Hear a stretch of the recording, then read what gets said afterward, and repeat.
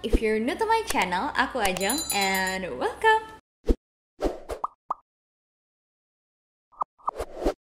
Breakout versus purging. Ini tuh masih rame banget ya diperbincangkan di kota-kota besar.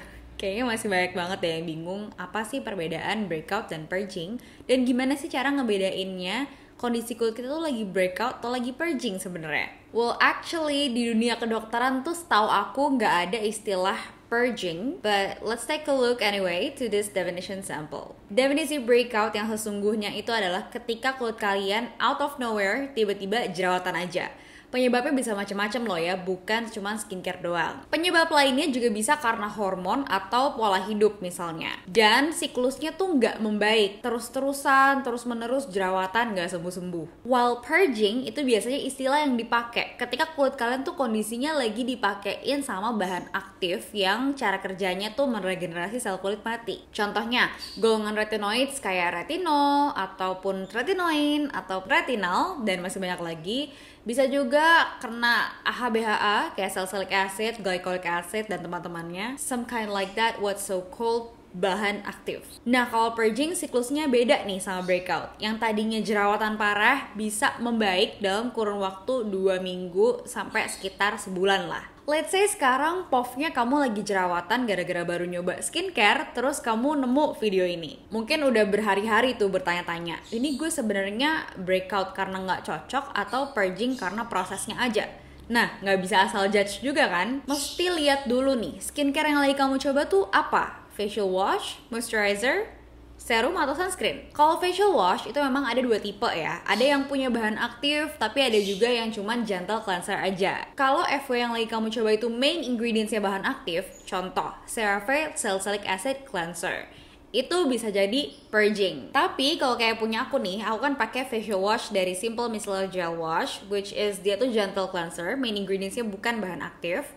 Dan misalnya pas kalian nyoba cleanser kayak gini, tiba-tiba jerawatan. Nah, itu bisa jadi breakout karena nggak cocok, unfortunately. Tapi mesti lihat juga ya faktor lainnya, pola tidur, pola makannya kayak gimana. Terus kalau buat yang perempuan lagi menstruasi apa enggak kondisinya. Kalau iya, bisa jadi itu breakout bukan gara-gara skincare-nya. Nah, makanya kalau saran aku, kalian juga harus pinter-pinter nih pas cobain skincare baru. Pola makannya dibenerin, kurangin tuh manis-manis, dairy products, boba-bobaan. Terus pola tidur juga dibenerin, begadangnya juga dikurang-kurangin. Dan usahain juga buat yang perempuan jangan lagi pas haid, supaya bisa lebih objektif lagi nilainya, ini cocok atau enggak. Lain cerita ya sama moisturizer dan sunscreen. Sejauh ini sih harusnya nggak ada tuh kasus purging gara-gara moisturizer dan sunscreen. Karena memang mereka fokusnya bukan ke eksfoliasi kan. Jadi kalau misalnya kalian baru nyobain moisturizer atau sunscreen terus jerawatan, bisa jadi itu breakout. Tapi sekali lagi aku ingetin jangan lupain faktor-faktor lainnya kayak pola makan, pola tidur, dan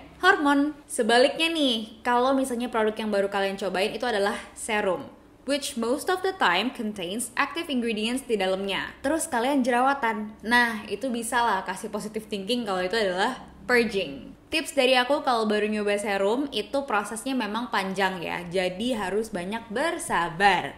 That's why aku kalau misalnya nge-review serum baru atau skincare baru itu at least butuh waktu 14 hari untuk bisa judge dia cocok atau enggak di kulit aku. Bahkan ada juga beberapa yang butuh waktu sampai 1 bulan baru kelihatan reda purgingnya.